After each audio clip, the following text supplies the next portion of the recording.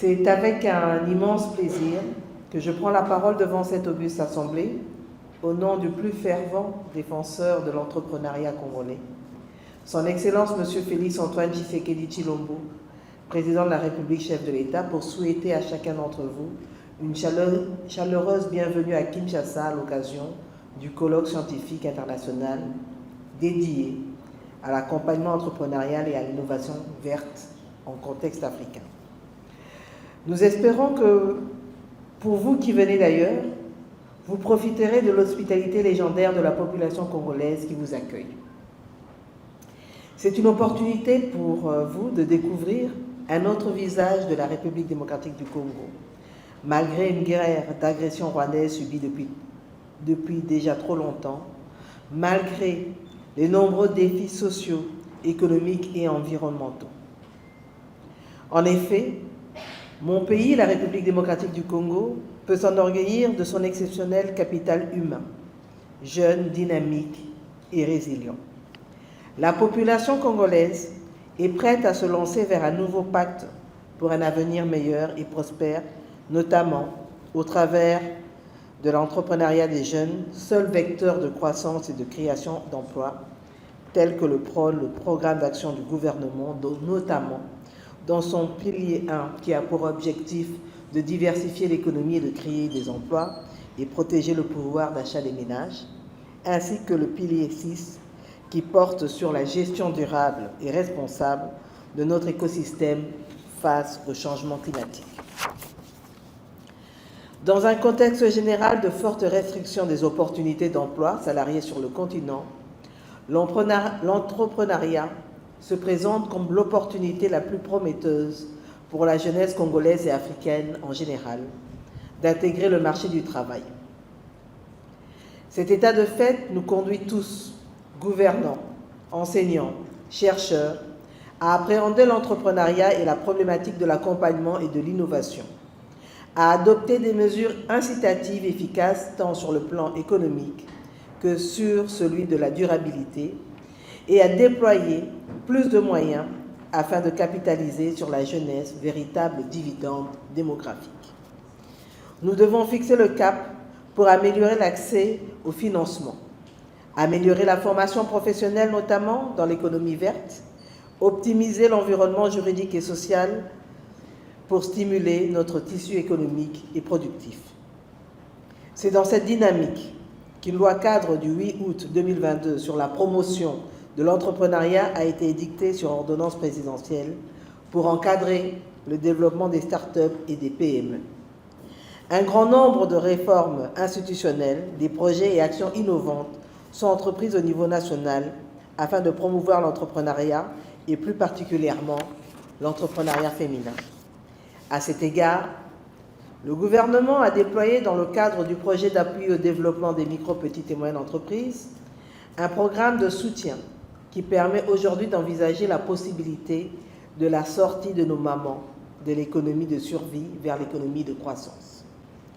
On peut aussi citer, comme l'a dit le vice-premier ministre Moukoko, les structures étatiques créées pour accompagner l'ensemble de nos populations. Il a dit il s'agit notamment de l'Agence nationale pour le développement de l'entrepreneuriat, ANADEC, le Programme national de développement de l'entrepreneuriat au Congo, PRONADEC, qui est en train d'être mis en place pour le renforcement des capacités des porteurs de projets et des créateurs d'entreprises, du Fonds de garantie pour l'entrepreneuriat au Congo, le FOGEC, véritable interface entre les banques commerciales et les entrepreneurs. Il permet de garantir les crédits bancaires en assurant le financement des PME dans des conditions les plus favorables. Ainsi, de nombreuses réformes structurantes de l'écosystème entrepreneurial congolais sont en œuvre. Il nous revient à chacun, mais surtout à nous, gouvernements, de matérialiser la promesse de son Excellence, Monsieur le Président de la République,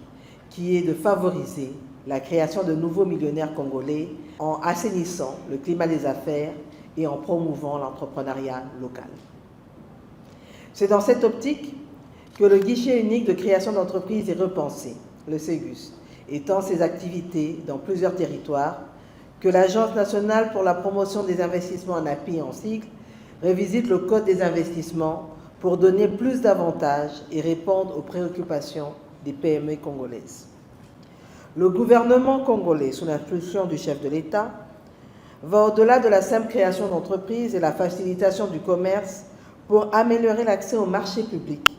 et de grandes entreprises en faveur des PME congolaises à travers la promotion de la sous-traitance avec l'ARSP, comme cela a été indiqué, mais aussi la promotion du partenariat public-privé au travers de la loi sur les PPP.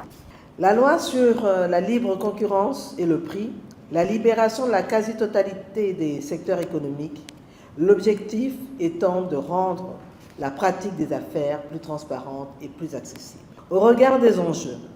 de nombreuses structures d'accompagnement et des projets ciblés ont été mis en place pour transformer l'entrepreneuriat congolais. Nous avons, cela a déjà été dit, le PADM-PME, le Transform, le PJAB pour elle et bien d'autres encore, mais aussi l'émergence des centres des PME, ont permis pour l'année 2023 une contribution de l'entrepreneuriat à l'accroissement du PIB congolais de l'ordre de 9%, soit un résultat qui corrobore avec la recherche stipulant que plus les entreprises sont accompagnées, plus elles ont la chance de croître et de se pérenniser dans le temps et ne pas rester avec juste cette possibilité d'une durabilité de 2 ans. Cependant, notre système d'accompagnement des PME, bien que prometteur, doit se doter d'une pédagogie d'accompagnement spécifique, plus adaptée au contexte congolais et au contexte africain. Nous devons nous saisir des opportunités offertes par l'économie numérique et mettre en place un système pédagogique issu des expériences de terrain,